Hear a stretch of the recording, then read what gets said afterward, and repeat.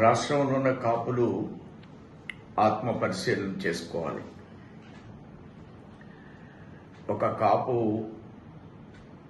ఇంట్లో విజయవాడలో ఇబ్బంది జరిగింది వాస్తవం. దానికోసం తప్పకుండా కాపులందరూ మాట్లాడాలి అనే విషయాన్ని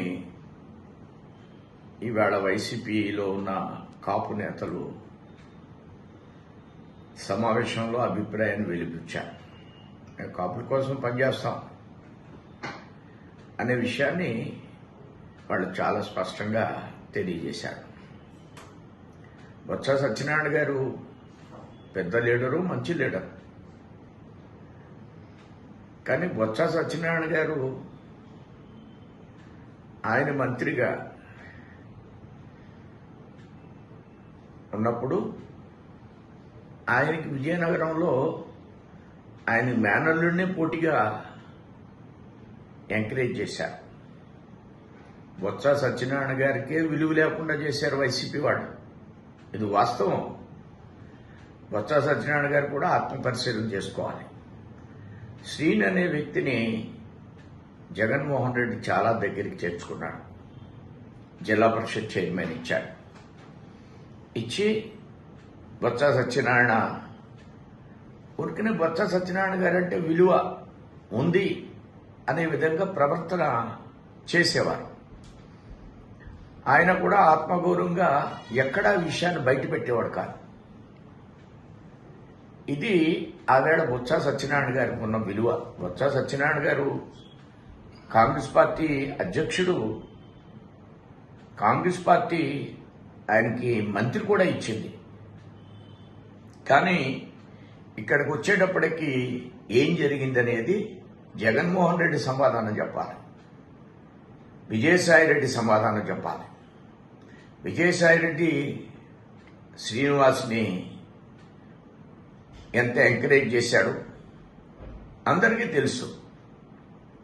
తూర్పుగోదావరి జిల్లాలో కాపుకు మంత్రి ఇస్తారు, ఆ కాపుకి ఏమాత్రం విలువ ఉండదు. ఆయన ఒక పత్రిక సమావేశాలకు పరిమితం చేస్తారు. కానీ కాకినాడ జిల్లా కలెక్టర్ రెడ్డి గారు, ఆయన కాకినాడ ఎమ్మెల్యే రెడ్డి గారు, వీళ్ళిద్దరూ కలిసి తూర్పుగోదావరి జిల్లాను పరిపాలిస్తారు.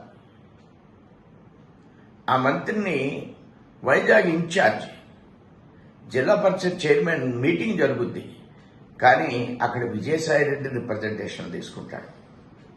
ఇవన్నీ కూడా కాపుల్ని వినియోగించుకోవడమే. కాపుల్ని ఎక్కడా కూడా గౌరవించాలనేది లేదు. జగన్మోహన్ రెడ్డికి ఎంత ధైర్యం, నేను కాపులకి రిజర్వేషన్లు ఇవ్వనని చెప్తాడా? కాపులు ఎప్పటి నుంచో పేదవాళ్ళు ఉన్నారు, బలిజస్ కానీ. ఒక 2 జిల్లాలను అడ్డం పెట్టుకుని తూర్పు పశ్చిమ గోదావరి జిల్లాల్లో గౌరవంగా ఉంటాం. కానీ ఈవేళ శ్రీకాకుళం జిల్లాలో కాపులు రాష్ట్ర వ్యాప్తంగా, దేశవ్యాప్తంగా అక్కడ కొంపలుద్దులు బయటకు పోయారు. ఎప్పుడో పోయారు. అనేక జిల్లాలకు వలస వచ్చేశారు. బలిజేల పరిస్థితి బాగుందా? ఆత్మ పరిశీలన చేసుకుని చంద్రబాబు నాయుడు 5% రిజర్వేషన్లు ఇస్తాన్నాడు. ఈవేళ రాష్ట్రాలకే ఆ రిజర్వేషన్ ఇచ్చే అధికారాన్ని ఇచ్చింది కేంద్రం, భారతీయ జనతా పార్టీ. కాపులు నీవు వాడుకోవాలని, కాపుల్ని వినియోగించుకోవాలని వైసీపీ ప్రయత్నం చేయడం ఎంత మాత్రం కూడా సబబు కాదు. ఒక ముఖ్యమంత్రిని, డిప్యూటీ ముఖ్యమంత్రిని ఇచ్చారు. ఆయన తాడేపల్లిగూడెం శాసనసభ్యుడు, ఎండోమెంట్ మినిస్టరు. ఈవేళ మేము కూడా ఒకే డిప్యూటీ మంత్రిని ఇచ్చాం, ముఖ్యమంత్రిని ఇచ్చాం. ఆయన పవర్ఫుల్లే. పవన్ కళ్యాణ్ ఒరిజినల్ గా పవర్ఫుల్, క్యాబినెట్ లో పవర్ఫుల్. అది 5 డిప్యూటీ ముఖ్యమంత్రులు. అది ఈవేళ బ్రేక్ పడిందంటే పవన్ కళ్యాణ్ గారి గురించే. ఎవరు కూడా కాపులు ఏదో కాపులు పేరు చెప్తే బీసీలు ఓట్లు పోతాయని ఒక భయం ఉంది రాజకీయ పక్షాల్లో. ఇది నేను హర్షించను. కాపులు పేరు చెప్తే మాకు బీసీ ఓట్లు పోతాయి. ఏ బీసీకి అన్యాయం చేశారు కాపులు అని అడుగుతున్నాను. ఈవేళ రాష్ట్రంలో రాజకీయాలు ఆలోచించాలి. ఏ బీసీలకు అన్యాయం చేశారు కాపులు? ఎవరిని పొట్టబెట్టుకున్నారు కాపులు? ఈ రాష్ట్రంలో కాపులకు ఎవరైనా కాంట్రాక్టర్లు ఉన్నారా? ఈ రాష్ట్రంలో కాపులకి ఎవరికన్నా పిలిచి వాళ్ళు కాంట్రాక్టర్లు ఉన్నారు. వర్కర్లు జగన్మోహన్ రెడ్డి ఇచ్చాడా? ఆలోచించండి. ఈవేళ అందరూ ఆలోచించాలి. ఈవేళ పరిపాలకులు 20% ఉన్న కాపులు ఈవేళ ఏం చేస్తున్నాం అనేది మాకు అందరికి కూడా పూర్తిగా అర్థమవుతుంది. రాజకీయాల్లో కాపులు పేరు చెప్తే భయపడుతున్నారు. పేరు చెప్పడానికి భయపడుతున్నారు. నేను కాపు అని చెప్తే ఏమైపోతుందో అని భయపడే పరిస్థితి ఈవేళ రాష్ట్ర రాజకీయాల్లో వచ్చింది. ఇది ఎంత మాత్రం కూడా మంచిది కాదు. ఈవేళ సమావేశాలు పెట్టి రెచ్చగొట్టవలసినటువంటి అవసరం లేదు.